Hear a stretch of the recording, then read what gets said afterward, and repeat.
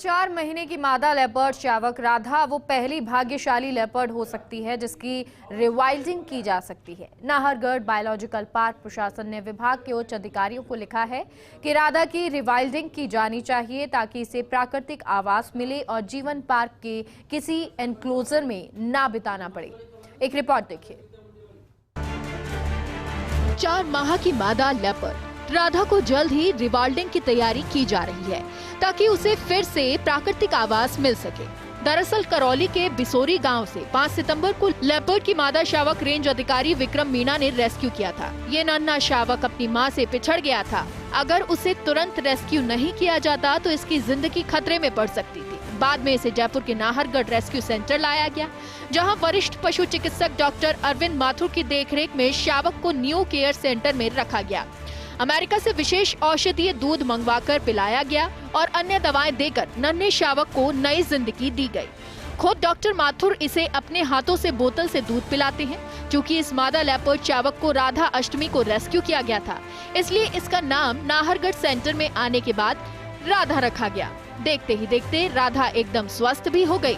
इसके बाद रिवाइल्डिंग के लिए राधा को जंगल में सर्वाइवल की ट्रेनिंग भी दी जा रही है। हालांकि लेपर्ड को शिकार करना, हर मौसम में खुद को ढालना, गंध पहचानना जैसी शक्तियां कुदरती प्राप्त होती हैं।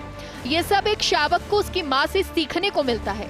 लेकिन राधा का दुर्भाग्य रहा है कि वो महज 10 से 15 दिन की उम्र में ही मां से बिछड़ गई थी।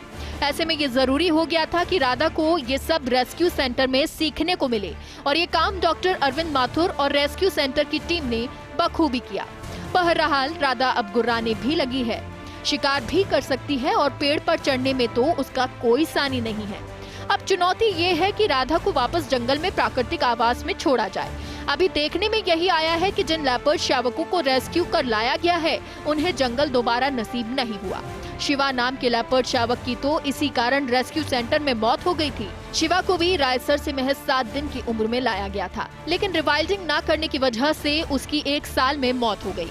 इसलिए जरूरी है कि वन प्रशासन राधा को जंगल में छोड़े ताकि वो अपनी जीवन नरसैंगिक आवास में बिताए। इसके लिए जरूरी है कि वन विभाग के जिम्मेदार अधिकारी जल्द नीति तैयार कर विशेषज्ञों की एक टीम बनाए जो राधा की रिवाइल्डिंग को सफलतापूर्वक करे ही साथ ही इस तरह के भविष्य में किए जाने वाले रेस्क्यू में भी लाए गए नन्हे शावकों की रिवाइल्डिंग का एक तकनीक सम्मत रोड मैप तैयार करे।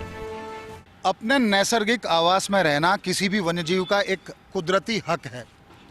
अभी तक जिन नन्हे शावकों को रेस्क्यू करके रेस्क्यू सेंटर लाया जाता था, अक्सर उन्हें अपना जीवन एक पिंजरे में ही गुजारना पड़ता था। लेकिन राधा ऐसी पहली मादा लेपर्ड शावक हो सकती है जिसकी रिवाइल्डिंग की जाएगी। वन विभाग के स्तर पर तैयारी पूरी कर ली गई है। रेस्क्यू सेंटर में राधा को वो तमाम ट्रेनिंग दी जा रही है जो एक वन्यजीव के लिए ज़रूरी है, जिसमें शिकार करना हो, पेड़ पर चढ़ना हो या उसे किसी अन्य गतिविधि जो कि वन्यजीव को अक्सर अपने प्राकृतिक आवास में रहने पर करनी पड़ती है, वो तमाम ट्रेनिंग उसको दी गई है। उम्मीद ये की जानी चाहिए कि वन विभाग राधा के मामले में राधा के हक में फैसला देगा और राधा की रिवाइल्डिंग करेगा।